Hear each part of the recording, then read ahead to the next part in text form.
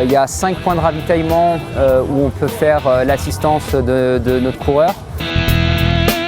J'ai pas mal de matériel dans le sac qui peut avoir besoin, mais normalement ça va être une transition assez rapide ici de, on va dire, 1 à 2 minutes.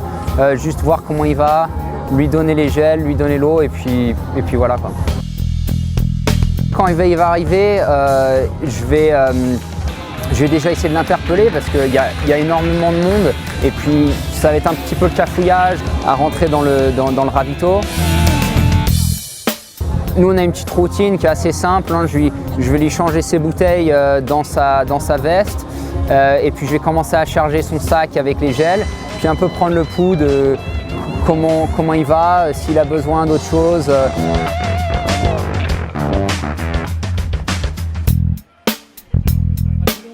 Dans l'ensemble, il prend à peu près 3 gels par heure.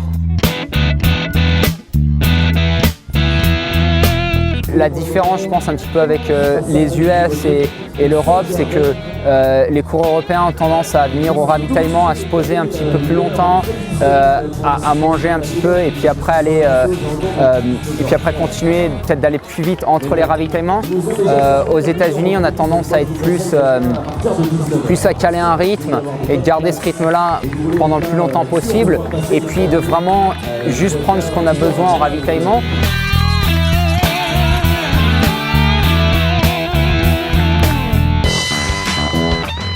La course, plus ça va, plus c'est long et puis plus la fatigue commence à se faire sentir. Et donc c'est là qu'il faudra aller puiser un petit peu plus dans les réserves. En fait, moi j'essaye juste de répondre à ses besoins. Et puis après, je vois s'il a besoin de soutien un peu plus poussé, moral ou quoi que ce soit. C'est important, je pense, pour la personne qui fait l'assistance, mais aussi pour le coureur. De vraiment bien gérer ce qu'il a besoin sans s'affoler, mais aussi d'avancer quand même vite. Donc pas perdre de temps, de s'asseoir et de rien faire en fait.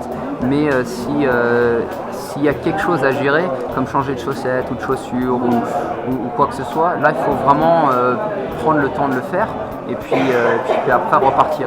Donc ça, je pense que c'est des erreurs qui sont faites, c'est que pas confondre en fait rapidité de transition et précipitation. Tout doit se gérer, c'est une course très longue, il y a des gros hauts, des gros bas, et donc je pense que si on arrive à bien gérer sa nutrition, qu'on arrive à bien gérer sa préparation, son conditionnement physique, et puis qu'après que le mental est en place, si on arrive à bien maîtriser ça, normalement on fera plutôt une bonne course.